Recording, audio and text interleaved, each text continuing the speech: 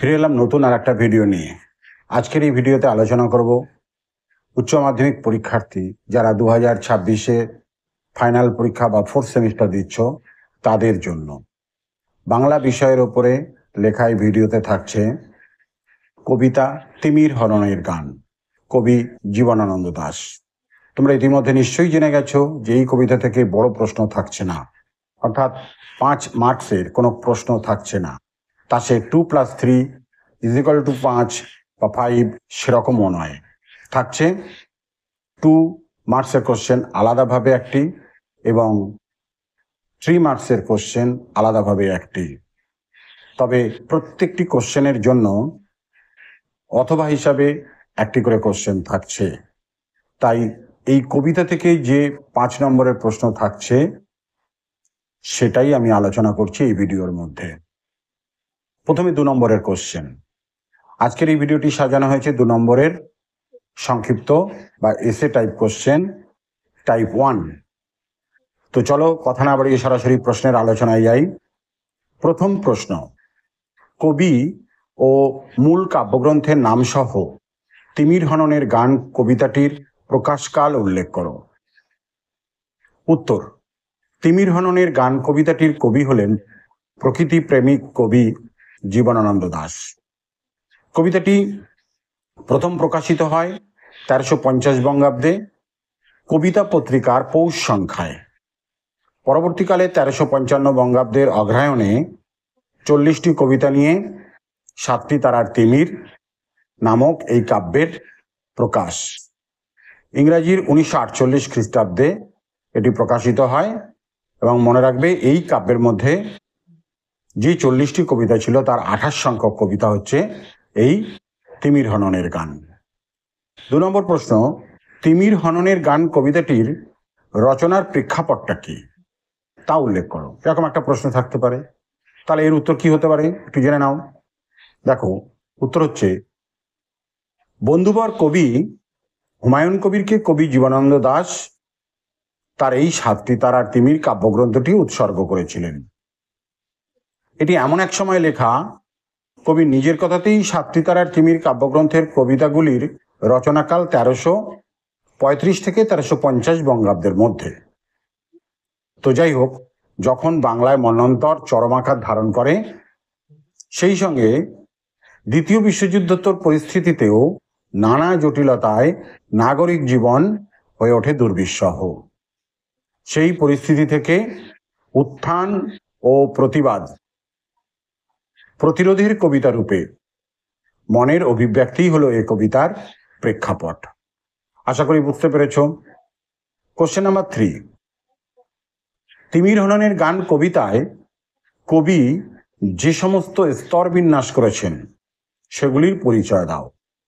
অর্থাৎ একটা কবিতার মধ্যে যে অনেকগুলো প্যারা থাকে, সেই প্যারাগুলোর অনেক সময় আলাদা আলাদা অর্থ আলাদা আলাদাভাবে লিপিবদ্ধ করেন কবি।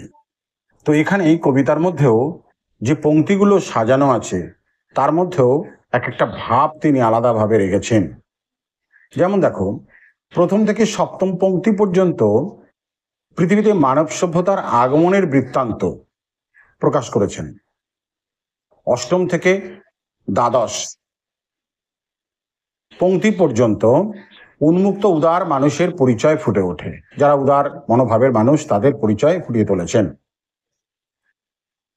তারপর প্রায় 10 থেকে 18 মানে 18 পংক্তি পর্যন্ত 20 শতকের যে মহা মন্বন্তর সবকিছুকে থমকে দিয়েছিল, সেই পরিস্থিতির মধ্যে মানুষের মানবিকতা জ্ঞান যেভাবে লিপ্ত হয়েছিল তা ফুটে উঠেছে। তারপর 19 থেকে 35তম পংক্তি পর্যন্ত মধ্যবিত্ত মানুষের স্বার্থপরতা ও তার পাশাপাশি মানুষের যে বেদনাহীন বসবাস তা উল্লেখিত হয়েছে। সবশেষে 36 থেকে 40 পংক্তি পর্যন্ত কবি মানব সভ্যতার অন্ধকার দূরীভূত করবার জন্য আহ্বান জানান তিমির হননের গান কবিতার মধ্য দিয়ে। তো এই ছিল বিভিন্ন স্তরের যে আলোচনা তা। এবার চলে আসি 4 নম্বর প্রশ্নে। সেই সব রীতি আজ মৃতের চোখের মতো তবু কবি কোন সব রীতির কথার প্রতি ইঙ্গিত করেছেন? দেখো, উত্তর হচ্ছে, একদা প্রকৃতির বুকে জেগে ওঠা জীবন যেমন সুন্দর ছিল, ছিল নির্মল হাসি আনন্দে নেচে ওঠা নিখাদ ভালোবাসার এক শুদ্ধ প্রেমের জীবন। আবিলতাহীন চোখের ভাষায় ছিল নির্মল আকাশের মোহময় রূপ। সেই সব রূপ অদৃশ্য হতেই কবি ইঙ্গিতপূর্ণভাবে বলেছেন মৃতের চোখের মতো। এর পরবর্তীতে আসছি 5 নম্বরে, আমাদের জীবনের আলোড়ন এমন শব্দগুচ্ছ কবি কোন প্রসঙ্গে ব্যবহার করেছেন? উত্তর, মানব সভ্যতার অগ্রগতির চাকা যত এগিয়েছে ততই দেখা গেছে পূর্বপুরুষদের পারস্পরিক মেলবন্ধনের মধ্য দিয়েই তা সহজ সরলভাবে এক অকৃত্রিম সম্পর্কের মধ্যে আনন্দ হাসিতে তারা মেতে উঠতেন। সুখ দুঃখ কান্না হাসি আলোড়িত সেই সব জীবন যেন যুদ্ধ দুর্ভিক্ষের করাল গ্রাসে পতিত হয়ে আমাদের জীবন থেকে হারিয়ে যায়, যেন এক অন্ধকার গ্রাস করে নিতে আসে ধীরে ধীরে সেই অগ্রগতির চাকাকে। ধীরে ধীরে অন্ধকারে নিমজ্জিত হতে থাকা জীবনের আলোড়নকেই কবি ব্যক্ত করতে বলেছেন আমাদের জীবনের আলোড়ন। পরের প্রশ্ন, কোশ্চেন নাম্বার 6, আমরা হেসেছি, আমরা খেলেছি, আমরা কারা? উত্তর হচ্ছে, আলোচ্য কবিতায় কবি জীবনানন্দ দাশ মধ্যবিত্ত পূর্বপুরুষদের প্রতি ইঙ্গিত করে বলেছেন। আমরা কথাটা আসলে মধ্যবিত্ত শ্রেণীর মানুষ যারা পূর্বপুরুষ তাদের কথা স্মরণ করে বলেছেন। তারা তাদের সুন্দর জীবন অতিবাহিত করেছেন পারস্পরিক সৌহার্দ্য সম্পর্কের মধ্য দিয়ে। আর কবিতা নিজের সময় ও সেই সময়ের মধ্যবিত্ত শ্রেণীর সমাজে যে জটিলতা নেমে আসে সেদিকে ইঙ্গিত করে বলেছেন তাদের পূর্বপুরুষদের মতো আর সহযোগিতা ও সহমর্মিতার পরিবেশ লক্ষ্য করা যায় না। অর্থাৎ পূর্বপুরুষরা যেভাবে সুন্দর একটা পরিবেশের মধ্য দিয়ে সুন্দর জীবনযাপন করে গেছে সেই জীবন যেন এখনকার যুগে আর পাওয়া যায় না। কবি যখন লিখছেন সেই সময়ের কথায় এ থেকে স্পষ্টভাবে প্রতীয়মান হয় আমরা আসলে কবির পূর্বপুরুষদেরকেই বোঝানো হয়েছে বলে ধরে নিতে পারি। কোশ্চেন নাম্বার 7, আজ মৃতের চোখের মতো বলতে কবি আসলে কি বলতে চেয়েছেন? খুব সুন্দর একটা প্রশ্ন, খুব ইম্পর্টেন্ট কোশ্চেন। মৃতের চোখের সঙ্গে তুলনা করেছেন, কাকে তুলনা করেছেন সেটা আমাদের প্রশ্ন, বা এই তুলনার মধ্যে দিয়ে তিনি কি বলতে চেয়েছেন।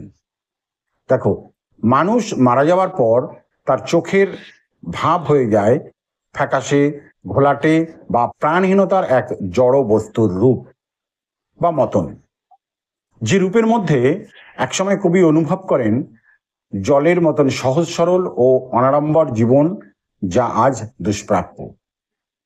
কারণ যুদ্ধ দুর্ভিক্ষ প্রাণঘাতী নানা আক্রমণ মনের শান্তিকে দূরে সরিয়ে দিয়েছে নানাভাবে।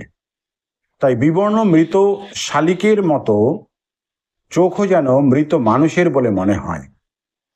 আমি এখানে মৃত শালিকের মতন কথাটা আগের সিলেবাসে ছিল শিকার কবিতা, যেখানে তিনি এই মৃত শালিকের সঙ্গে তুলনা করেছিলেন, ঠিক সেরকম ভাবেই আমি শব্দটি এখানে সংযোজন করলাম, যদিও এই কবিতায় শালিকের সঙ্গে কোনো তুলনার কথা বলা নেই। তারপরেই আসছি পরের প্রশ্ন, লঙ্গরখানার অন্ন খেয়ে। লঙ্গরখানা কি? এটা খুব সহজ সরল প্রশ্ন হলেও মন্বন্তরের প্রেক্ষাপটে আমরা যে সমস্ত সাহিত্যগুলো রচিত হয়েছে সেখানে বিজন ভট্টাচার্যের নবান্ন, তার একটা অংশও ছিল সিলেবাসে অনেক আগে, অন্ন চাই প্রাণ চাই নামে। তারপরে কবিদের কবিতার মধ্যে উঠে এসেছে তুলসী লাহিড়ী ছেঁড়া তার নাটক, ফ্যান কবিতা, মানিক বন্দ্যোপাধ্যায়ের লেখা আমরা অসহযোগী গল্প, কিংবা কে বাঁচায় কে বাঁচে, সিলেবাসের এই গল্পটিও ছিল আগে। এসব গল্পের মধ্যে আমরা খুঁজে পেয়েছি মন্বন্তরের রূপ, আর সেই মন্বন্তরের পরিপ্রেক্ষিতেই এখানেও এই লঙ্গরখানা কথাটা এসছে। তো চলো জেনে নিই আগে লঙ্গরখানাটা কি। সাধারণত বিপর্যয়ের সময় যাকে মন্বন্তর, বন্যা, খরা যা বলেই আমরা চিহ্নিত করি না কেন, সরকারি সাহায্য যেখানে গ্রামের অনাহারী মানুষদের খাওয়ানো হয় সেই স্থানই হলো লঙ্গরখানা। মন্বন্তরের সময় বাংলার বিভিন্ন প্রান্তে এমন অনেক লঙ্গরখানা স্থাপন করা হয়েছিল।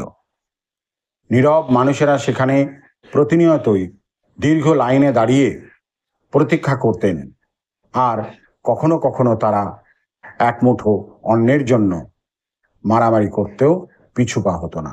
চলে আসছি পরের প্রশ্ন। নর্দমার থেকে শূন্য ওভারব্রিজে উঠে এখানে কাদের কোন মানসিকতার পরিচয় ফুটে ওঠে? আগে একটু কল্পনা করো, কিছু মানুষ যারা লঙ্গরখানায় ঘুরে বেড়াতে নর্দমায় ঘুরে বেড়াতে বেড়াতে হঠাৎ ওভারব্রিজে উঠে গেলেন, আবার ওভারব্রিজে উঠেও তারা নেমে এলো সেই নর্দমায়। এই ছবিটার মধ্যে দিয়েই ফুটে ওঠে এর আসল উত্তরটা। কারা ওখানে প্রথমে এলো নর্দমায়, কেনই বা তারা ওভারব্রিজে উঠলো? তো এখন উত্তরটা এই কল্পনার সঙ্গে সঙ্গে মিলিয়ে নেওয়ার চেষ্টা করো। ঐতিহাসিক প্রেক্ষাপটে মন্বন্তরের সময় গ্রাম বাংলা উজাড় করে নিম্নবিত্ত ও মধ্যবিত্ত শ্রেণীর মানুষ যখন শহরে আশ্রয় নেয়, তখন সেখানে একইভাবে মধ্যবিত্ত শ্রেণী নিজেদেরকে চরম দারিদ্র্যের মধ্যে যাতে পড়তে না হয় সেদিকে সচেতনতার ভাব দেখাতে গিয়ে সাধারণ মানুষ যারা আশ্রয় নিতে চেয়েছিল ফুটপাতে, ওভারব্রিজে, তাদের প্রতি কবির এই তাৎপর্যপূর্ণ উদ্ধৃতি। এখানে তাই শূন্য ওভারব্রিজ যেমন আত্মহননের ইশারা বহন করে, ঠিক তেমনি ফুটপাতে নেমে আসা নর্দমার জীবনকে হাতছানি দেয়, যা এক অসহায় মানসিকতার পরিচয় বহন করে। আশা করি বুঝতে পেরেছ। নেক্সট কোশ্চেন, তিমির বিনাশী হতে চাই। কবির এমন চাওয়ার কারণ কি? আগে বলি, তিমির বিনাশী, তিমির বিলাসী, তিমির হনন, এই শব্দগুলোর সঙ্গে আমাদের আগে প্রত্যক্ষভাবে পরিচিত হতে হবে। তিমির কথার অর্থ হচ্ছে রাত্রি, অন্ধকার। বিনাশী, যার উদ্দেশ্য হচ্ছে বিনাশ করা। বিলাসী, যার অর্থ হচ্ছে আমোদ প্রমোদ করা, বিলাস ব্যসনে থাকা। হনন মানে হত্যা করা। তাহলে তিমির বিনাশী, তিমির হনন, তিমির বিলাসী শব্দগুলোর অর্থ বোঝা গেলে আমরা এবার বুঝতে সুবিধা বোধ করব কবির এই তিমির বিনাশী হতে চাওয়ার কারণটা কি। এটাই ছিল প্রশ্ন। তো চলো উত্তরটাকে জেনে নিই। তিনি হলো অন্ধকার, আর তিমির হলো অন্ধকার, আর হনন এ কথার অর্থ হলো হত্যা করা বা ধ্বংস করা।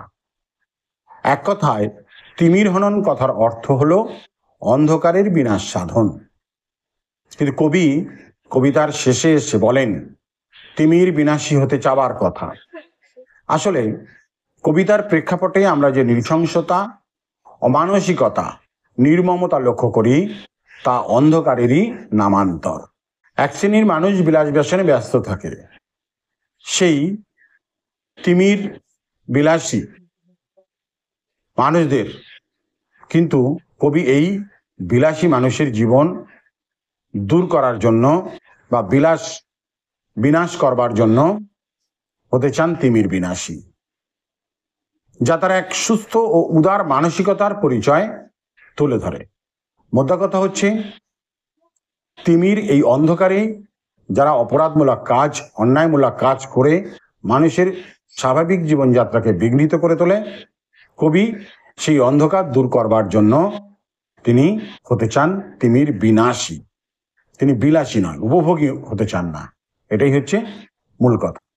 তো এই ছিল আজকের এই কবিতার 2 নম্বরের টাইপ 1 টাইপের যে এসে কেউ তার আলোচনা বা কিছু প্রশ্ন উত্তর। আশা করি তোমাদের ভিডিওটি ভালো লেগেছে। যদি ভিডিওটি ভালো লাগে তাহলে আমাকে অনুপ্রাণিত করবার জন্য আমি সরাসরি বলছি, তোমরা আমার ভিডিওতে এসে লাইক কমেন্ট করো, শেয়ার করো, এবং সেই সঙ্গে সঙ্গে এরকম ভিডিও আরো পাওয়ার জন্য অবশ্যই চ্যানেলটিকে সাবস্ক্রাইব করে রাখো। নতুন চ্যানেল উত্তম কথায় তোমাদের সব সময়ের জন্য স্বাগত।